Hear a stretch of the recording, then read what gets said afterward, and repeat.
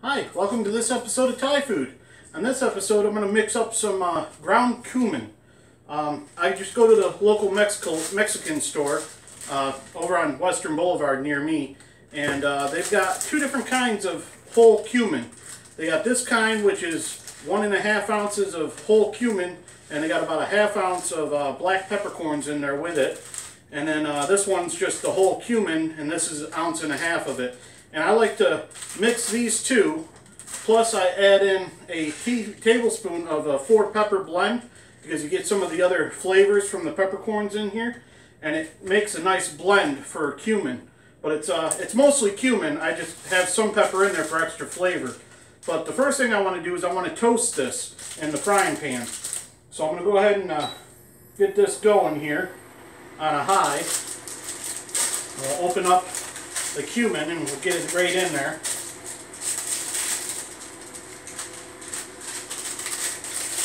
Get this working on toasting here. And the reason you want to toast this is it's going to add some extra flavor to it by roasting it in the skillet. And like I said, I'm going to add a tablespoon of my 4-pepper blend here. And it's not exactly a level tablespoon, but it's not totally heaping either. Like I said, it's going to add some of that flavoring in there from that. And you can see I've got my container I keep it in, and I'm about maybe 1/4 of a container. So I had plenty for a while, but I like to stock up on it and have it ready to go. I'll set this off to the side here, and just want to keep that moving around here. Starting to warm up. Go to a max. Try to heat this up a little quicker. Like I said, you just kind of want to toast it, and as you're toasting this, you'll notice it gets really fragrant if you're doing this yourself. But I tell you what, you just can't beat the fresh cumin when you're making tacos or whatever recipe you want to put it in. Maybe my homemade queso dip. I'll put a little cumin in that. There we go. It's starting to warm up now. I'm just going to maintain temperature at a medium-high now on my burner here. Give it a little agitation here.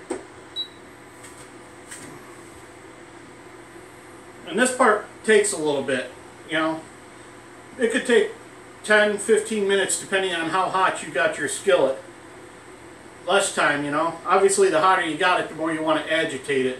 But you could roast this off in the oven.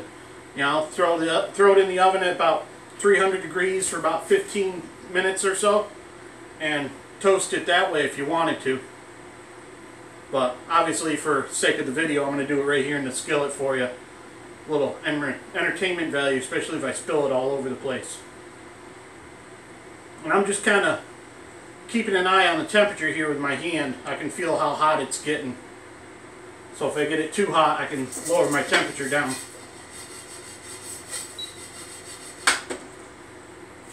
And I've got a little, well, not quite little, but this is a KitchenAid, and it's a spice and coffee grinder. Probably won't use it for coffee, but I just picked this up not that long ago. This is the first time using it. And the reason I bought this is it's got interchangeable pieces to it. And this one's for spices. There's a taller one that you can use for coffee beans or spices if you want. And I like it because it's got a little, you know, cover that I can just put on there. It's also got one that's perforated, and it's got like a shaker to it. So you could, you know, put a blend of spices in there and, you know, shake it over whatever you want. Oh yeah, this is definitely getting toasty now. I can see a little puff there when I tossed it, but so, you know, I've got my KitchenAid spice grinder here that I'm going to use, and once I get it ground to where I think it's fine enough, I'm going to sift it out. And this is a real fine mesh sifter, so it's only going to let the fine dust through, you know, like you see in the bottle here. And anything too big will stay in this, and we'll just put it back in there, grind it up some more until we're ready. Yep, And this is right where I want it here, so let me clear that out. Okay, so now we want to start putting that in our spice grinder. And you know what? I'm going to try to do this the smart way instead of spilling it all over here. I got a piece of wax paper here, and I'm just going to gently dump it right onto it. Set this off to the side to cool down. And then just take this, fold it in half like so. And we go.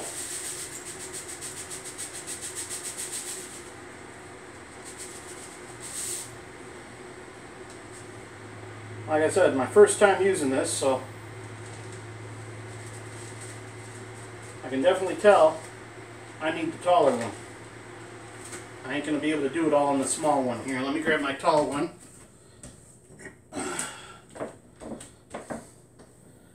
I thought I could fit it in the smaller one, but turns out I was wrong. That's alright. We'll just dump that back on here.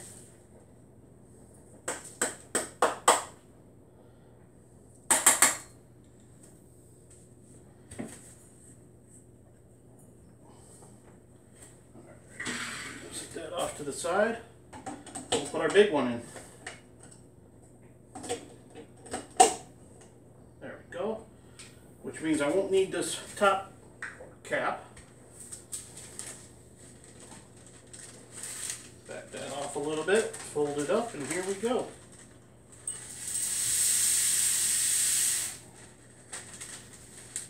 There we are. And then I'm going to keep that because I'm going to sift right over top of that, and then I can just pour it right into my cumin container. So here we go. We're going to grind this up good.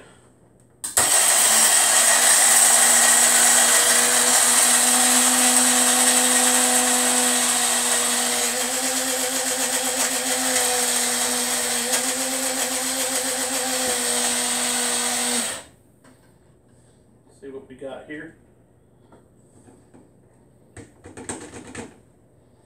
Got a little bit of heat coming off. Oh boy, that's fragrant.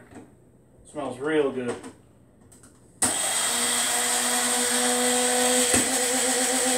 Give it a little shake.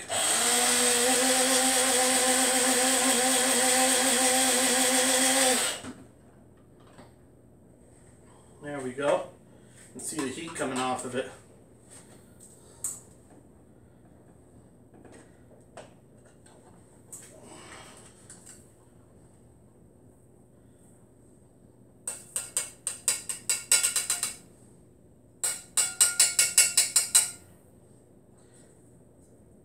Probably wouldn't be a bad idea to let this cool off before you try to pulverize it like I just did.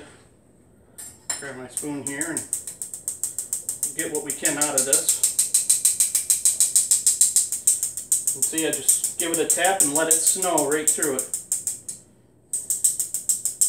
Anything that makes it through this will go into the container.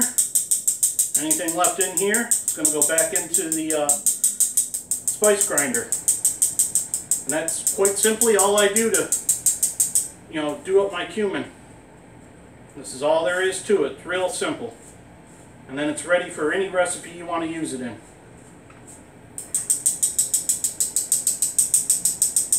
And let me tell you, it is real fragrant. I'm sure my wife can smell it sitting all the way over behind the camera at this point. And this is how you make real good tacos, folks. Blend your own spices together. It makes excellent queso dip too, which that video is on my YouTube channel. If you haven't seen it, I recommend you check it out.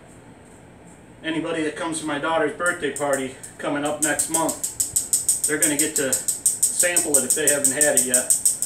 My daughter requested it for her birthday. She also requested a taco bar again this year. Last year we did pulled beef tacos. This year she wants ground beef tacos. So, hence the reason I felt the need to make more cumin.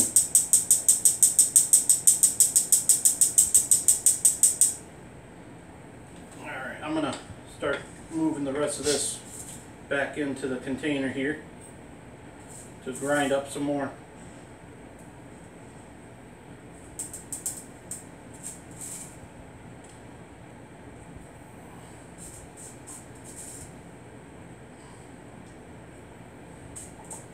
Shaking it like that helped cool it off too, I'm sure.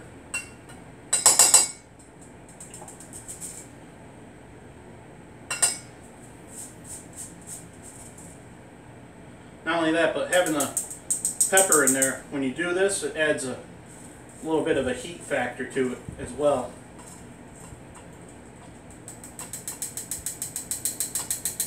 There we are.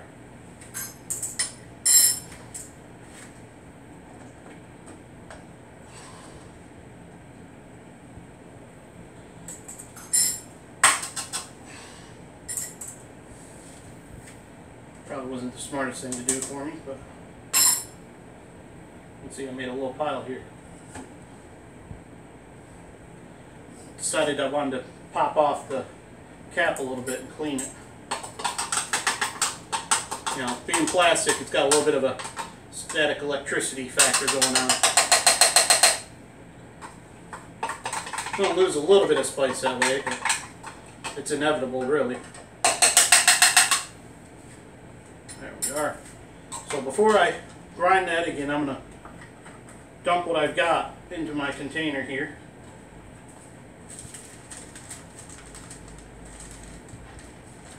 Like I said, if you do this right, you should make about 3 ounces of this. So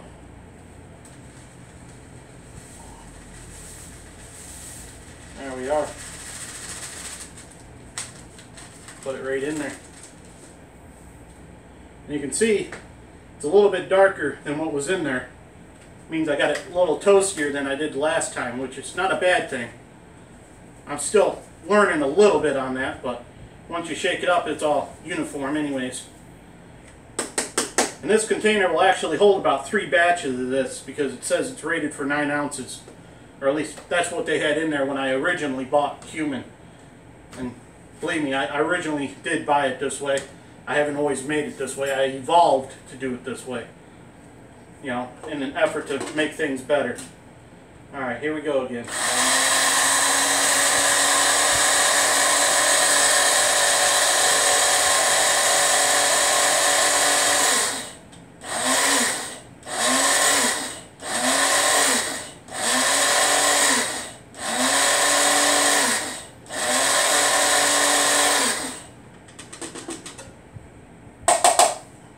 Okay.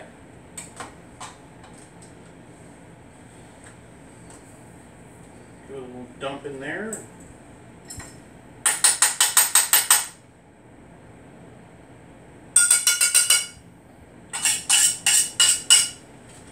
Let's see what we get out of this batch. Break up little bits of dust that collected in the bottom and clumped up, which is inevitable for that to happen, but each time you do this, the batch does get a little bit smaller, and yes, it's a little labor intensive, but 3 ounces of cumin really will last you quite a while once you grind it up.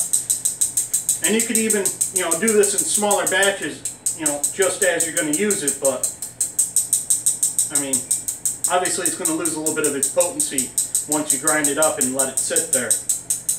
But that's alright, that's what I'm accustomed to, so you know, ideally you'd want to do this just before you make your recipe, but who's got all that time all the time, you know? Unless you're in an actual restaurant where you know how much you're going to use on that specific day, and then you could do it. You can see we still got a, you know, fair coarseness here. And if you wanted to leave it coarse and use it coarser, you can. That's totally your choice. But I prefer to, you know, do it this way and get it into a powder as much as possible.